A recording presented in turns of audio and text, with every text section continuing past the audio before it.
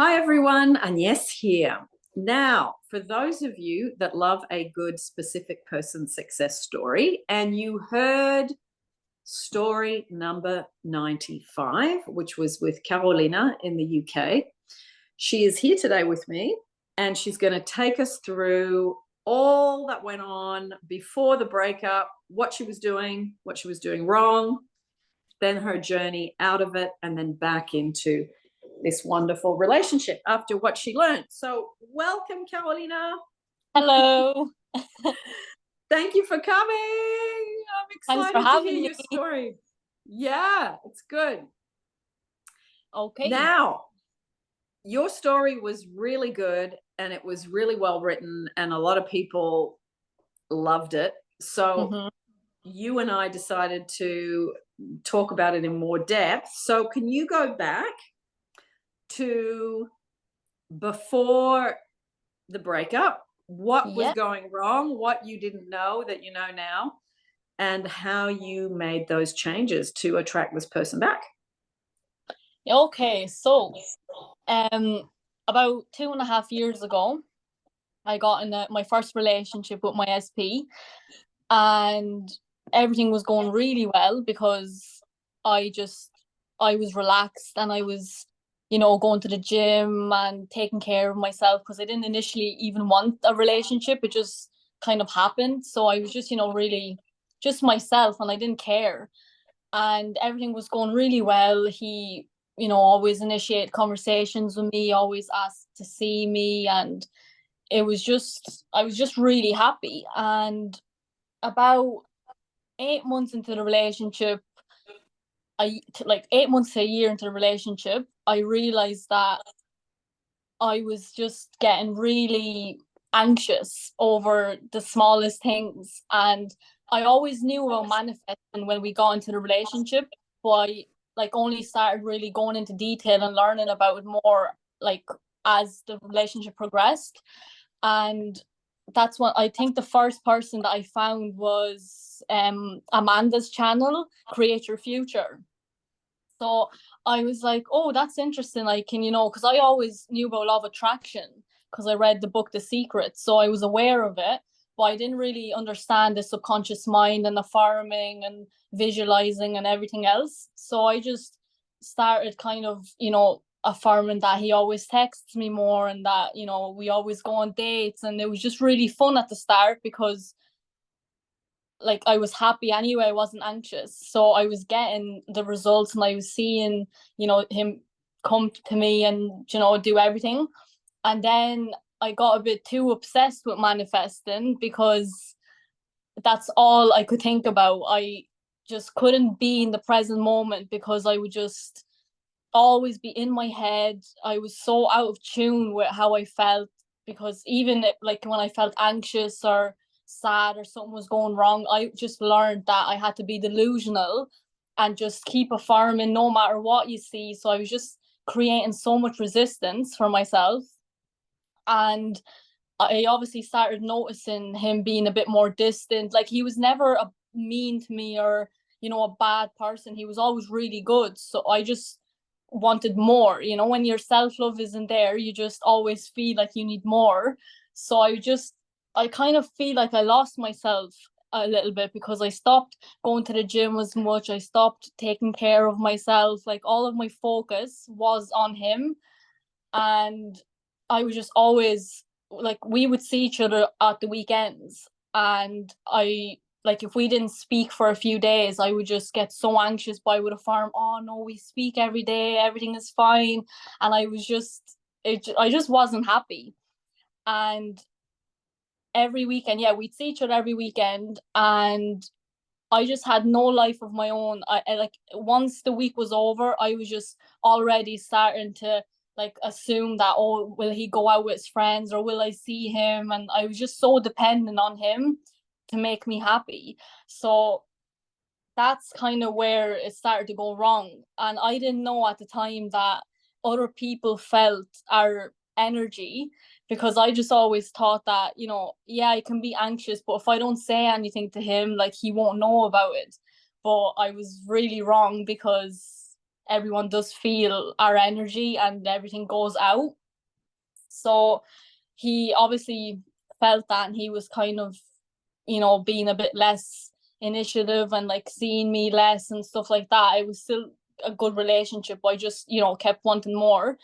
And then one day, this was about 2 years into the relationship, one day he just texted me to say that, you know, it was over, that he still loved me, but he didn't want to be with me anymore. And that was just such a big shock to me, because I thought in my head, oh, I'm always affirming like how grateful I am for the relationship and how amazing it is. So I was like, how did this result happen? You know, I completely didn't understand, because in my mind I thought that to maintain the relationship, all I needed was just to affirm and keep affirming that I had it.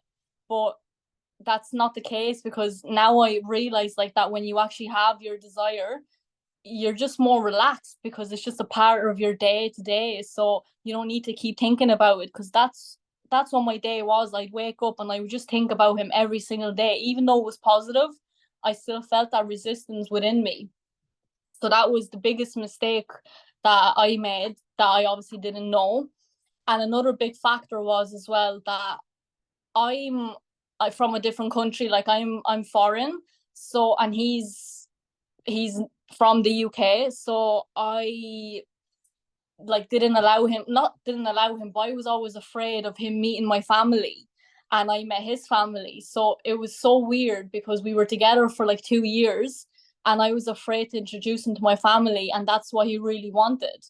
And but I just felt like I wasn't good enough for, like, you know, to introduce him, because of the language barrier. And I just felt so much resistance even when anyone mentioned it. And at the time I also didn't have a job, so it was just so much like feelings of not good enough being brought up, that I just kept suppressing, because again I just thought I had to affirm, and that feelings didn't matter, because that's what I learned through different coaches that I followed.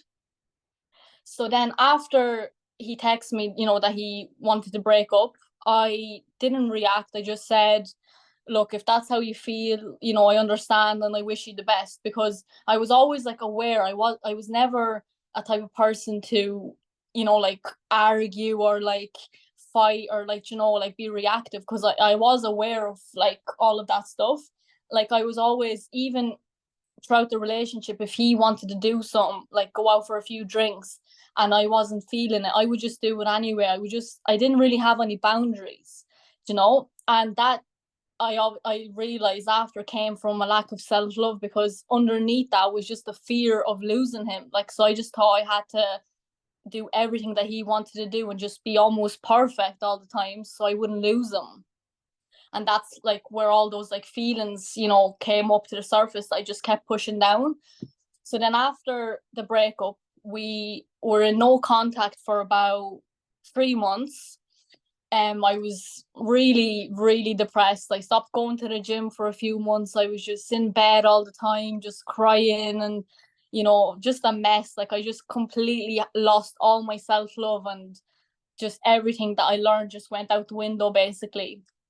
And one day, like I'd say about a month and a half like after it, I was like, okay, something needs to change, because I'm sick of feeling this way every day. I didn't want to get out of bed or do anything not interested in me, because I was just so sad and so shocked that it happened. So then like I always knew of your channel, and yes, but and like I knew like that self-love was important, but I just didn't realize how important it was. So I went back through all of your videos and your success stories, and I just kept learning more about like your subconscious and self-love. And I came across learning about your nervous system, and how that has a massive role to play in manifesting as well, and like traumas and anxious attachment styles. I just like learned so much about all of everything, and I was like, okay, so now that I look back on my relationship, it wasn't really a shock that it happened, the breakup happened, because who I was actually being, like internally, was the complete opposite of what I was affirming, you know? So it's one thing to think positive and affirm, but if you're feeling really bad and just always anxious, there's no room for anything new to come in because you're being the same person. But I didn't know that, that how much your state of being matters.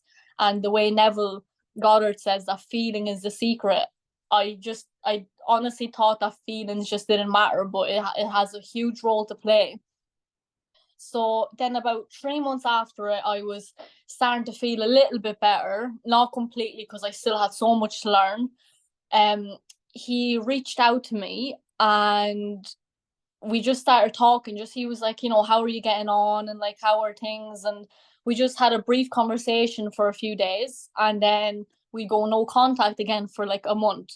And then he'd reach out again and ask me maybe to go to the gym with him, and we'd see each other, and then we'd go home and wouldn't speak for another like month. So that was kind of going on and off for about 6 or 7 months. That's what was happening.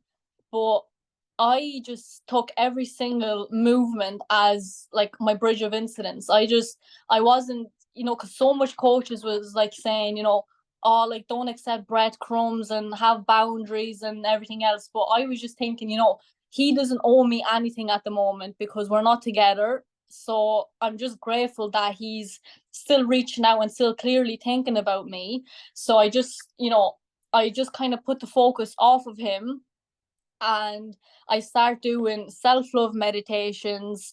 I start doing nervous system regulations. So I started doing breath work and somatic shaking and just anything to feel relaxed, because I understood that when you have your desire and you're living in the end, you will feel relaxed, you'll feel at peace and you just feel good, or at least neutral. So that was kind of my goal. And I always knew, like in the back of my head, I was like, I don't care if it takes 5 years or 10 years, I know that I'm going to be with this person. And I was like, I don't care how long it takes. Like, this is my person that I want to spend the rest of my life with. And I'm going to just focus on me because eventually it'll happen. That's the kind of mindset I like stuck by. So I kept that to meditations. And you know what else? Another point is that when I like learned about the manifesting throughout the relationship, I lost like balance. Like, I didn't know how to balance manifesting and living my life. So like I said, I was constantly in my head. So the big change as well that happened afterwards is I learned that I can know about manifesting and manifest good things into my life and be in the present moment and do things. I don't always have to be in my head affirming. So as time went on and I kept doing the self-love meditations, I realized that I thought about my SP less and less, like sometimes I'd go a whole day without thinking about him. And then in the evening, I would just do maybe a sending unconditional love to him meditation along with a surrender meditation. And that just kind of, made me feel a bit relaxed, because I love your meditation of the self-love mixed with sending unconditional love, because at the end, like you say, that it doesn't matter if you hear from them or not, like you still love them unconditionally and everything else. So that kind of eased my mind, like if I was kind of starting to overthink a little bit. So yeah, that kind of went on then about a year and a few months. It was just on and off, him texting me and then seeing each other more, but it was just kind of always really friendly. When I'd go up to his house sometimes after the gym, like that was kind of more like when it hit the year mark, he would invite me over, but we would just watch a few movies and just, have fun together. Like, we wouldn't do anything sexual or flirt. Like, we would flirt, but like not touchy or hugs or anything like that. It was just like friendly. And it was actually really nice to know that he wanted to spend time with me without any of that stuff, because he clearly enjoyed my company. And I just started feeling more relaxed. I just started loving myself, and I wasn't so self-conscious about how I looked or what he thought about me, because in my head, I already had a set that I'm going to be with this person and no matter what. So I didn't really care. I just kept focusing on me. And I knew, like, I learned the tools that if I feel anxious now or if I feel sad, that I don't need to pretend that I'm okay. I can just set a timer for 10 or 15 minutes and even just close my eyes and sit in silence and just feel what I'm feeling. I don't have to, you know, pretend I'm okay, because I'm just resisting reality if I do that. And then when I calm down, I would do some breath work and some self-love meditations just to get me back to balance. And I realized that if I start feeling a bit anxious, if he's not texting me or I'm not seeing him, I can give that to myself. Like, all I'm really looking for is just a feeling of peace. And that's what I learned. Like, it's not the text message that I wanted, really. It's not seeing him. It's just that feeling of peace that I wanted. And I thought that he was the only person that could give it to me. But that's not true at all, because when you actually practice the self-love, you can feel so much peace and so much happiness that you don't even need a text after the meditation, because you're so happy, you know. And that's kind of the goal. So then that's where the fun begins. So I just ask you, Karolina, when you first met him, how old were you? I was 19. Okay. And then when you were together in the relationship the first time before the breakup, how old were you? I was 21. Okay. Yeah. 21. I wanted to say that because you are saying so many amazing things, and it's like you've learnt this through suffering and at a very young age. And I think it's just so, honestly, to hear you talk about self-love and understand the importance of it, that to me is music to my ears. It's so wonderful. It's the fertilizer for a good relationship, and you already know that. So, okay, part two. The hard way. You learned it the hard way? Yes, literally. Yes. So, okay. Yeah. So pick up where you left off. Okay, so then, so it was about then a year and a few months, when this was during the time when I was barely thinking about him. I was just doing me. I started going back to the gym properly, and I started my driving lessons that I avoided for a long, long time. I was just so focused on him, and I just really started loving my life again. You know, I went to get my hair done, and I was just thinking, like, you know what, now in the position that I'm at, if it never happens, I'd be fine the way I am. And that's what I try to really like feel. Like, what I'm feeling is the anxiety and the fear of it not happening. So I just sat with the emotion, and I just said to myself, this is the feeling that I'm afraid of experiencing. So let me just experience the anxiety and the fear of it not happening and just be okay with it. And that kind of, I had to do that a few times, and I just released the resistance. I just felt so relaxed. It's not to say that I, you know, was saying to myself that's not going to happen, but I was like, you know what, it's fine if it doesn't, because we're friends now. We like, you know, see each other every now and again, we get along. So I was like, it's okay, you know, at least I have the memories, and I can always just sit down and visualize us having a good time and just give that experience to myself, so that I don't really need it physically. And I actually started really enjoying the meditations in the evening. The one where that I really liked as well is, how would I feel if you had the person already, or living in the end, your meditation. And that really always got me into living in the end. I would just always imagine us, like, you know, holding hands and cuddling and just like having a good time. So that just really gave me that feeling. So I was like, you know what, if I never get this, at least I can always go into my imagination and just get it there. So I just kind of, you know, calm myself down like that. So then, he reaches out to me, and he asks me to go for dinner with him and a few drinks, like, because he wanted to talk to me about something. No, actually, sorry, I'm all over the place. The one event that happened beforehand was, he invited me out to have a few drinks with him, and we were still, you know, friendly, and I went out with him. And when he got drunk that night, we had a few drinks, he told me that he wanted to talk to me about something. And I went back to his place and I stayed over, but it wasn't anything sexual again, but it was the first time that we had a kiss after all that time. And I told him, I was like, I'm not doing anything more, because like that's not what I'm looking for. And he just told me that he wouldn't expect anything like that, and that he has so much respect for me that he wouldn't even try it, anything like that. So I just, and beforehand, I think that I wouldn't even like be brave enough to have that kind of boundary and say that, because I just, would have wanted him to just like me and love me and just want me back. So I wouldn't even have that boundary in the first place. So I'm really, that kind of showed me that my self-love was kind of going, getting better, because I was able to say something. So then a few weeks later, we didn't speak again, but I wasn't anxious because he already told me he wanted to talk to me. And in my head, I knew that this is going to be like the moment where everything falls back into place.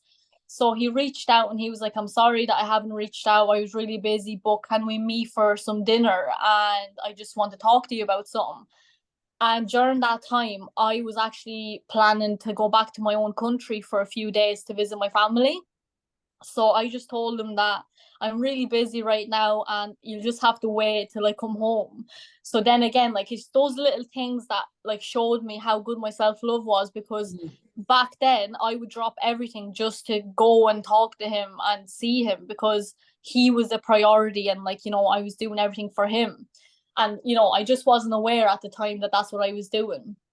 So then he was like, that's okay, that's no problem. And I went to my family. And then when I came back, I gave him a text that I was free to, have dinner. And he planned everything and he picked me up and we went for dinner. And I just let him speak. I just like let him say whatever he wanted to say. And he just told me that, because he's 25, so he's a few years older than me. So he just told me that when he turned 25, that everything just, he kind of started thinking about a lot of stuff and that what he actually wanted. And he just told me that throughout all that time, he never once stopped thinking about me, and that, I'm just so different from everyone, and that he just, really loves me, and all that stuff that I was affirming for a long time and visualizing and everything. It all like was right in front of me. And I was so happy, but I was like, I'm not that shocked, because I kind of knew it was going to happen, because I just practiced it in my mind so many times just for the fun of it, but it actually came true. But and yeah, so he was like, what do you think about giving us another go, like we won't rush anything and everything else.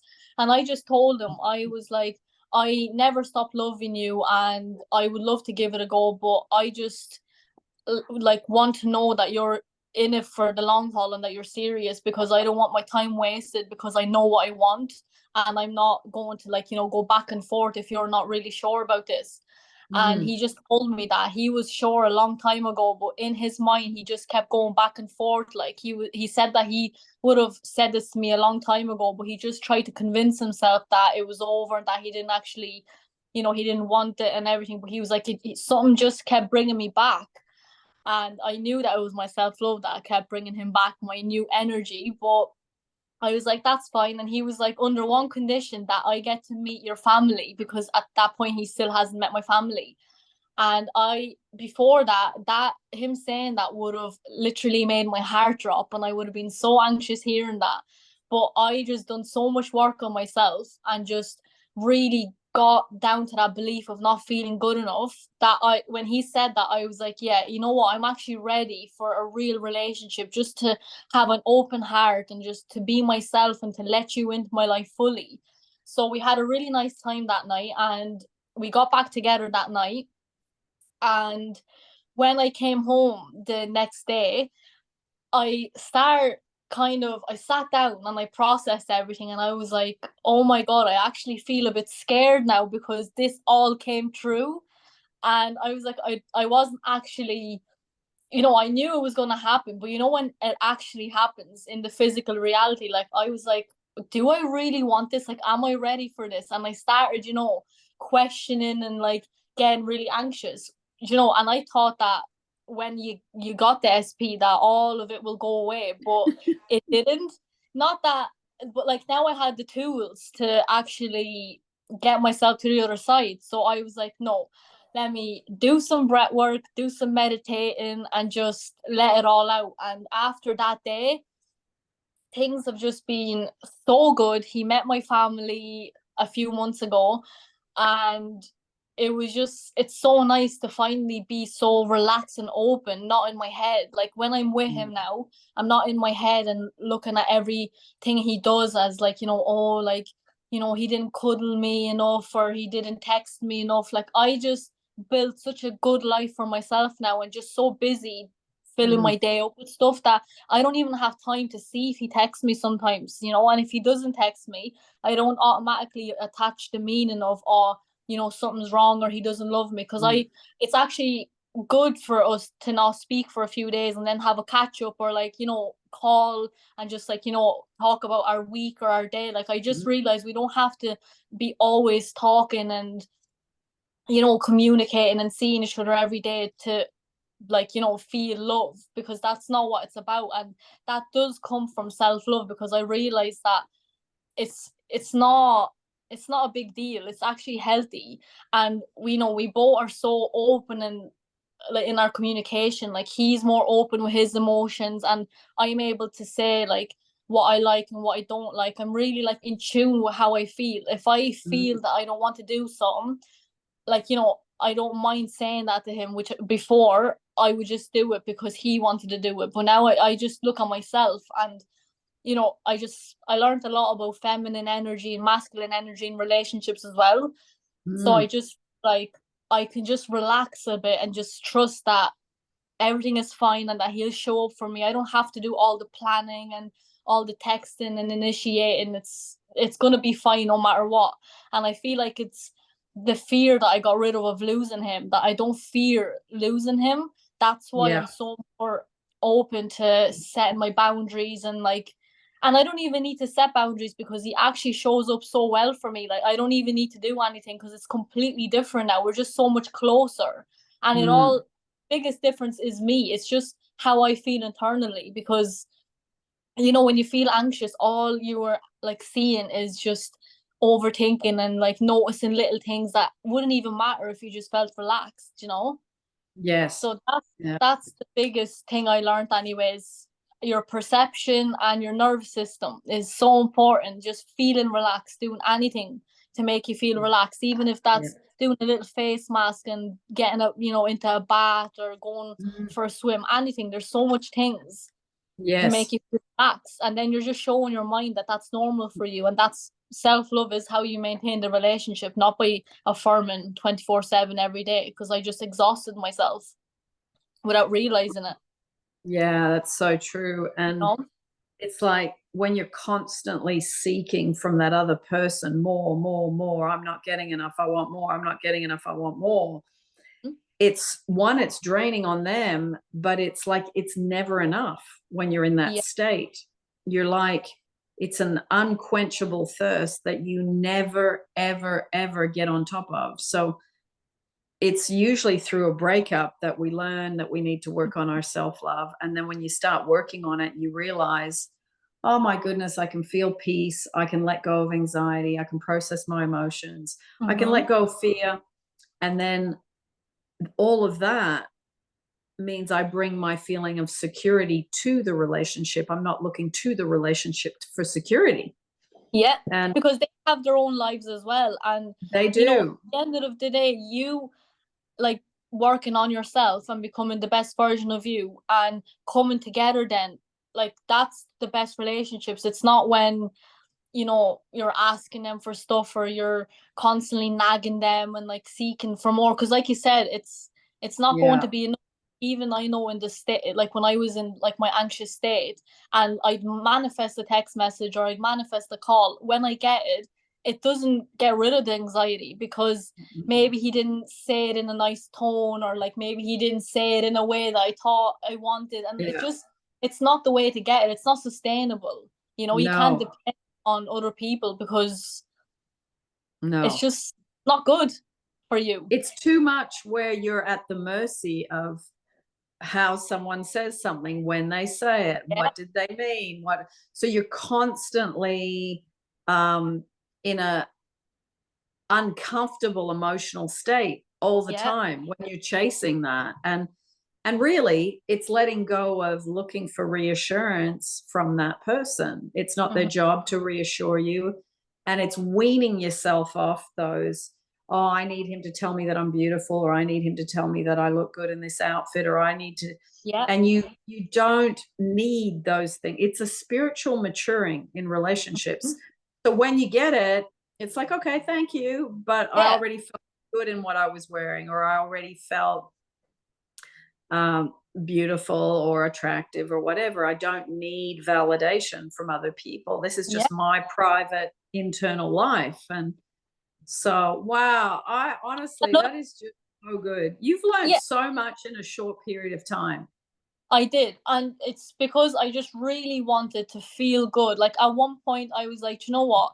I just want to feel good and make that my priority. I want to feel relaxed and I want peace. If anything, is peace is what I want, you know. And I also learned that people have different love languages as well. So like if I'm, you know, words of affirmation, that doesn't mean that my SP, because my SP isn't amazing with words of affirmation, but he, you know, always takes care of me and does other things for me. So it's just kind of accepting and not being so like selfish in a way, you know, that like he has to do it my way because that's what I needed. That's, you know, what I learned as well, because I before that I just expected him to just be the way I am, but he was brought up differently. He had a different, you know, childhood. So it's not, it's just really it's just learning and accepting it and just getting rid of that anxiety and fear that just because it's not going a certain way, it doesn't mean that he doesn't love me or that it's going wrong, because there's so much other great things that, you know, is in front of you. But like, because you're so focused on what you're not getting, you're missing out on so much things. Do you know what I mean? Because you can't see it. You can't see. Like, I'm so glad you brought that up, Karolina, because it's true. We have our own love language, but we want the other person to love us the way we want to be loved. And you miss how they love you. You miss how they give love.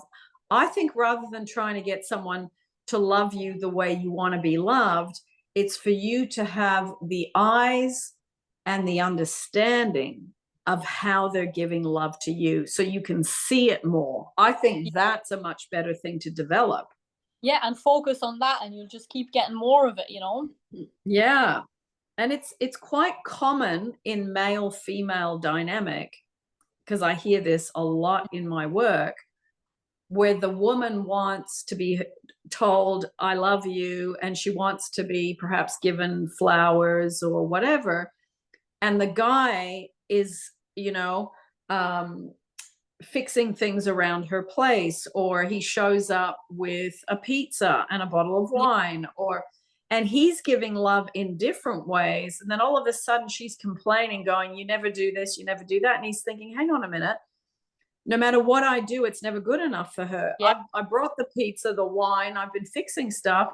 I do that because I love somebody. So why can't she see that? So if people, women and men, are listening to this today, I think it's really looking at, how do I give love?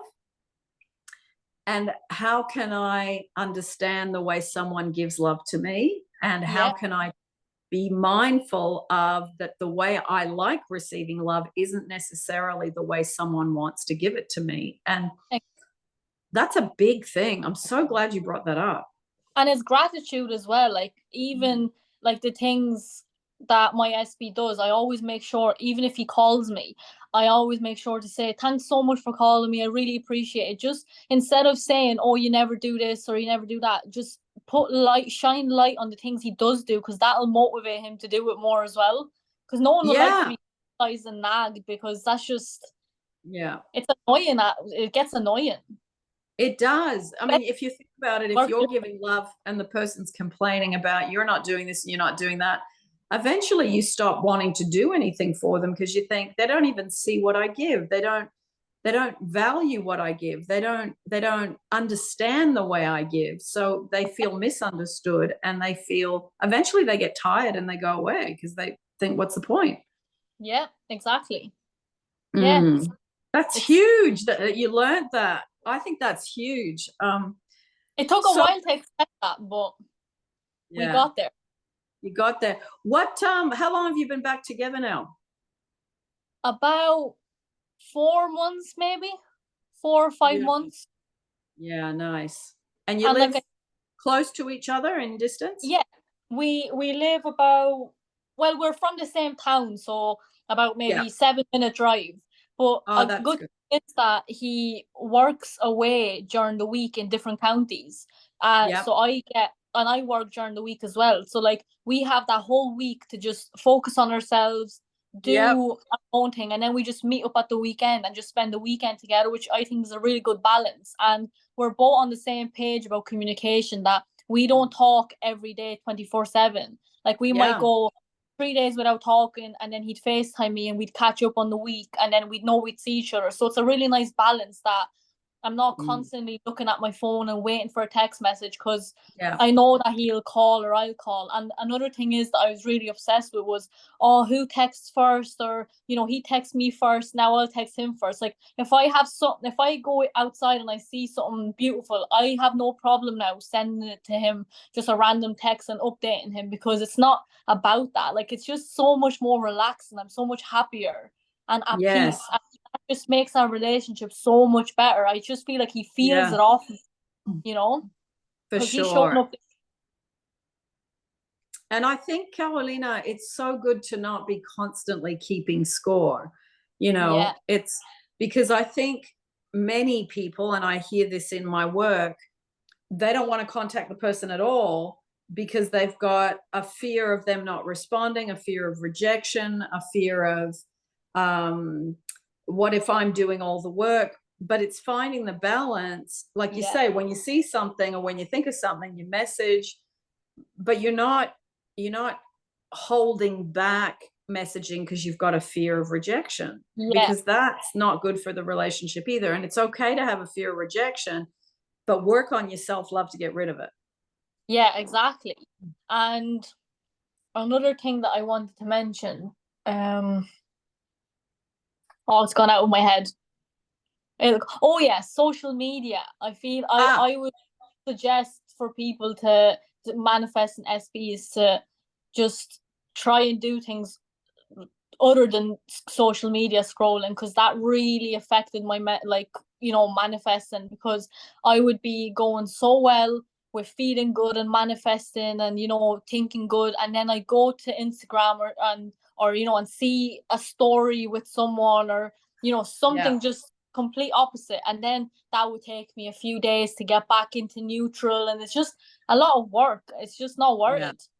It's not. And I think the more you do this work on yourself, you start to understand, and it's not necessarily a conscious thing, but it just happens over time.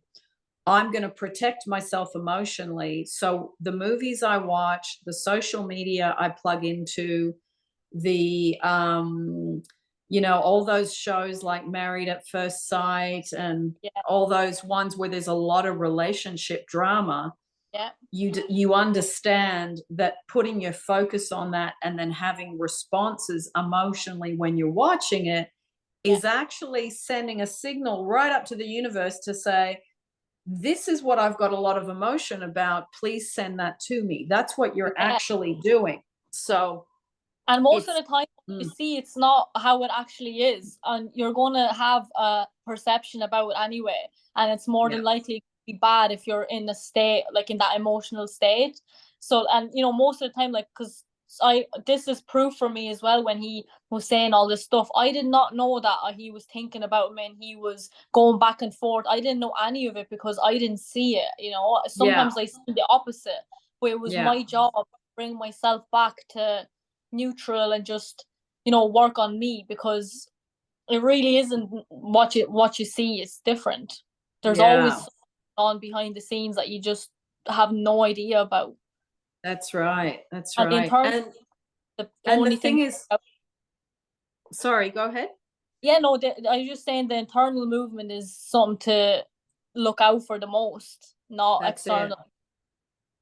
And it's not about living in a glass house where you never stick your head outside, so that, or you never turn on the TV. But you know, if you hop on Netflix, or if you hop on Amazon Prime, or if you know, I know this. I mean, I used to be in a lot of Facebook book clubs and things like that. I mean, I've withdrawn myself from all social media because I want to, one, give my eyes a break, and two, I don't like social media at all. That's just how, over the years, I just don't like it. I don't want it, and that's just my personal preference. Each to their own. I'd rather spend time listening to a podcast on YouTube, or listening to an audio book or something, and I'm learning something that improves my knowledge. That to me is more satisfying these days. But you know, it's a real journey, looking at what affects me emotionally, and what am I going to do to stop putting myself in there, because I'm doing it to myself. So I don't want to do that. You're It's great. creating extra work for yourself after to get yourself out of that state. What sometimes a great story. It's a great story. It was a journey, but I wouldn't change anything, to be honest. No matter how much it hurt in the moment, I learned so much, because I just wouldn't have moved or done anything differently if I stayed in that state, because I just simply didn't know better. I wasn't aware of all this knowledge and information, so I couldn't change anything. You know, I just needed that push from the universe to do something and change, and that was the only way of me changing, is to have something like this happen. And really, your specific person is one of your greatest teachers of all time, because he pushed you through suffering to look at what's wrong with me, or why do I feel so bad, or why did this happen to me. And thank God for YouTube and you know, different Google and all of that, where you can look a lot of this stuff up today. And you know, I mean, you and I were saying before we started recording, be mindful of who you listen to, because there are people that are really good, and it's only over time that you work out who is genuine, whether it's a book, YouTube, a coach, or even a family member, or someone that's a friend. Listen to the people that have good relationships themselves and are still maintaining them.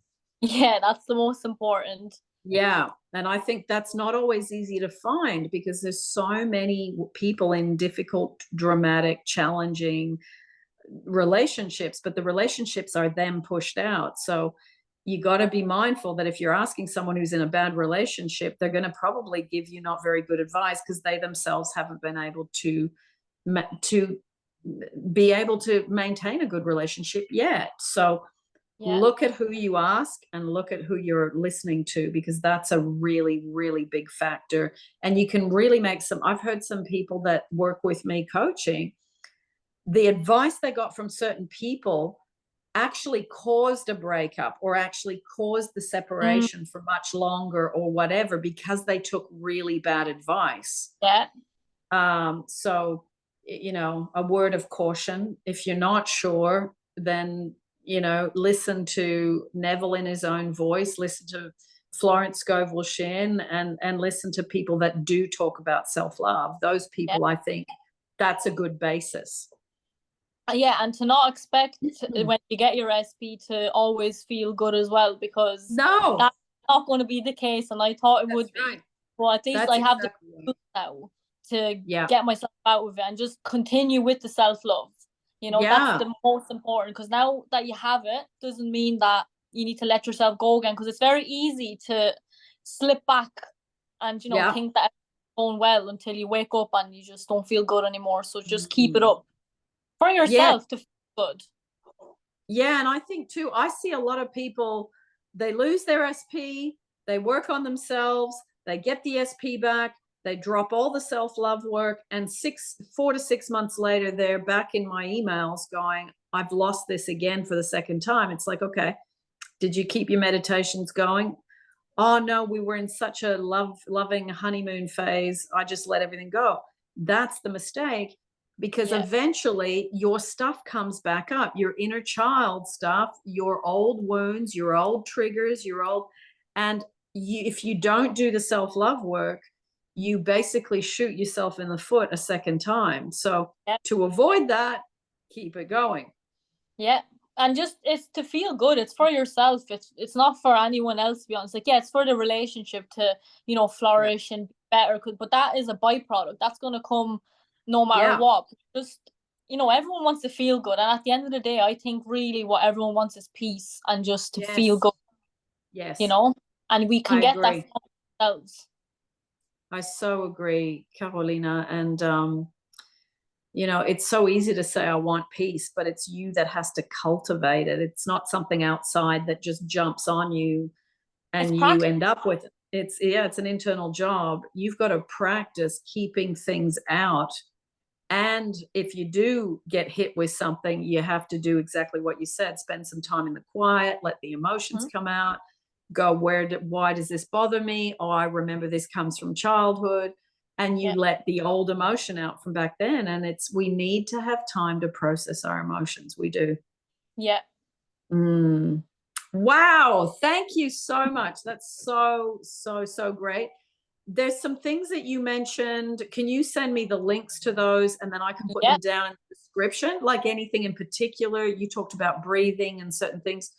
Yeah. And then everyone can access what it is that you did. And do you want to say that you listened from your channel, and then the breath work that I did, so people have it if they want to look it up? For sure. No, that would be excellent. Yeah. So do you want to say bye to everyone, and then I'll say bye, and then we can say bye in private? Thanks for having me, and yes, it was an honor. Yeah, it's so good. I hope everyone learned something, maybe, you know, learn from my mistakes.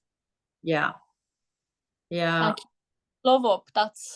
Agnes is really right when she says it. There's a reason she pushes it so much. It's the answer. It's so simple. The answer. That people don't want to believe it, but it's so simple, but it's what's needed. It is. And and just to feel so good in your own skin is just the biggest, most wonderful thing of all, whether you have a relationship or not. Absolutely. So, well, everyone, hope you enjoyed that. Links all down below. And as always, I will put the interview links for any other SP interviews for you down below, for those of you that haven't seen them. And as always, I'll see you in the next YouTube.